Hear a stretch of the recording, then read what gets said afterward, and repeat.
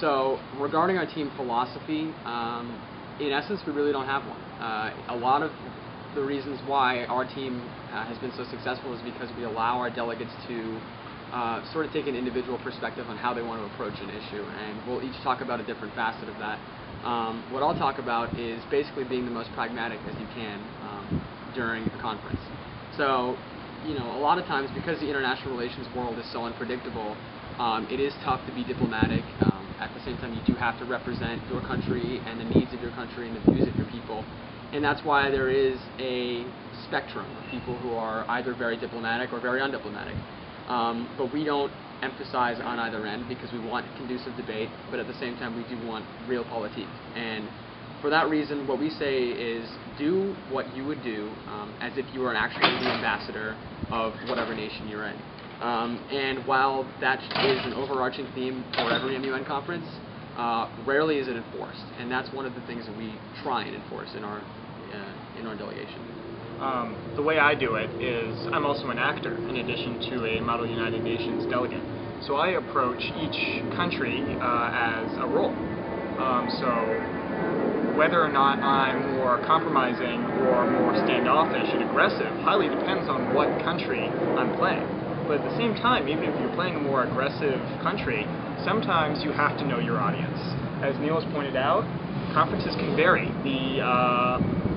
The chairs can vary. The way chairs handle parliamentary procedure can vary. Sometimes they won't like you being aggressive, even if that's what your country would actually do, were this the real United Nations. So sometimes you do have to lay off a bit. And it's a fine balance, following your country's position as a role and being conducive to debate.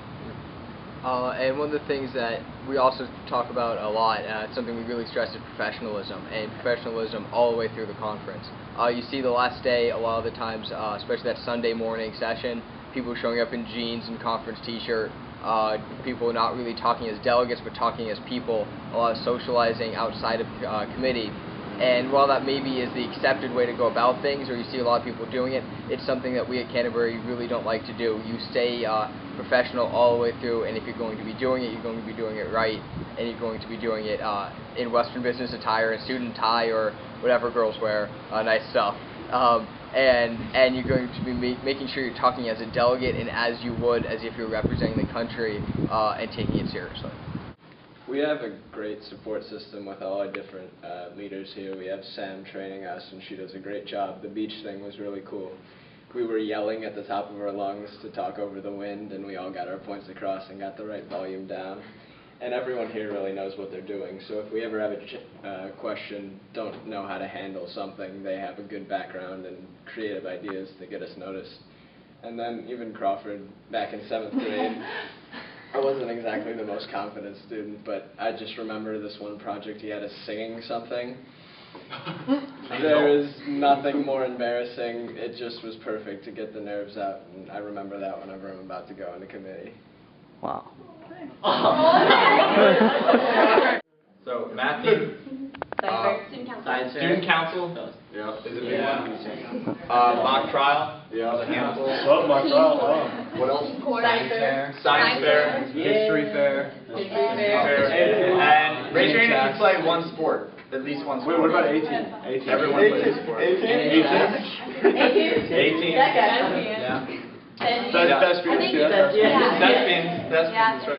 Well, I know I play on a varsity soccer team, and so that type of team aspect really came to play last year when we went to Harvard.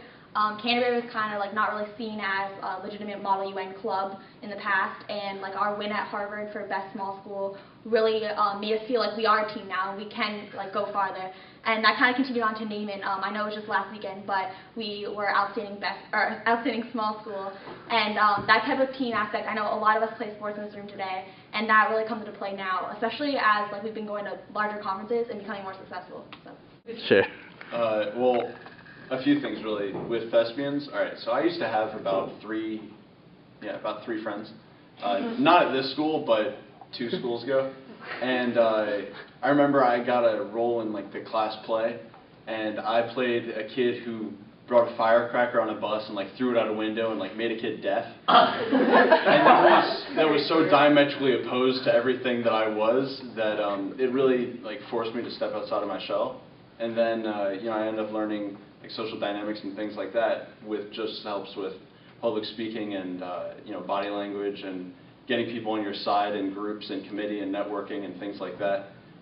And then also, you mentioned the cross training for mock trial.